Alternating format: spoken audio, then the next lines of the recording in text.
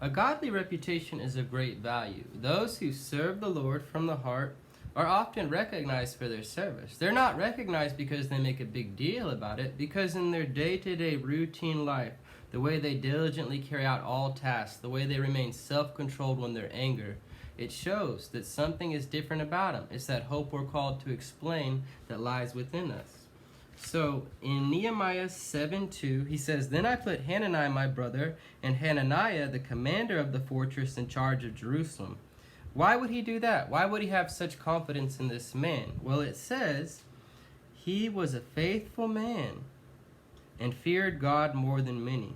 So that is a great description. Not only are you a faithful man for God, but your reverence for God shows more than other people around us. And then we go to 2 Corinthians chapter 8, and there's two other people that are highly regarded by the Lord's servants, even Paul the apostle, but they're not given names. Look at this in 2 Corinthians 8:18. They're sending along Titus to give this gift of money, and they're asking Corinth to be ready. So he says, "We've sent along with him, Titus, the brother whose fame and the things of the gospel is spread through all the churches. And not only this, but he has also been appointed by the churches to travel with us in this gracious work, which is being administered by us for the glory of the Lord himself and to show our readiness, taking precautions so that no one will discredit us in our administration of this generous gift. For we have a high regard for what is honorable, not only in the sight of the Lord, but also in the sight of men.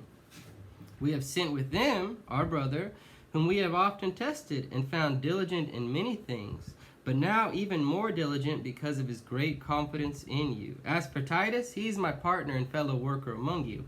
As for our brethren, they are messengers of the churches, a glory of Christ. Therefore, openly before the churches, show them proof of your love and our reason for boasting in you." So it says in verse 18, it doesn't give this name, it just calls him a brother, meaning he's in Christ. It says, "His fame and the things of the gospel have spread throughout all the churches." In verse 22, it says there's another brother we're sending, and he's been tested in many things, found zealous, found diligent in all these things. And so, how do people speak about you? Because I used to be a little rascal, had nothing to do with Christ, didn't really want to have anything to do with Christ. And so my mom found one of these videos and she shared it with some people that knew me back then. And they saw that video and they're like, wow, Conrad would be proud. So Conrad is my grandfather and he's an elder in the church, and they said Conrad would be proud, which is supposed to make me feel good. But Conrad has been deceased for over 12 years. And as soon as they saw that, they saw me. What was the first thing they said about this transformation that they knew had come about by Christ? Conrad's name. Because Conrad was a man who feared God more than most. Nobody's seen him. Nobody's talked to him for over 12 years. But when they saw his grandson, who wasn't faithful while he was on earth, when they knew his grandson had become faithful, testifying about Jesus, they remembered Conrad. They said, that is the man with the fear of the Lord. That was a man who was zealous and prayerful in many things. And he was. Many times he helped people.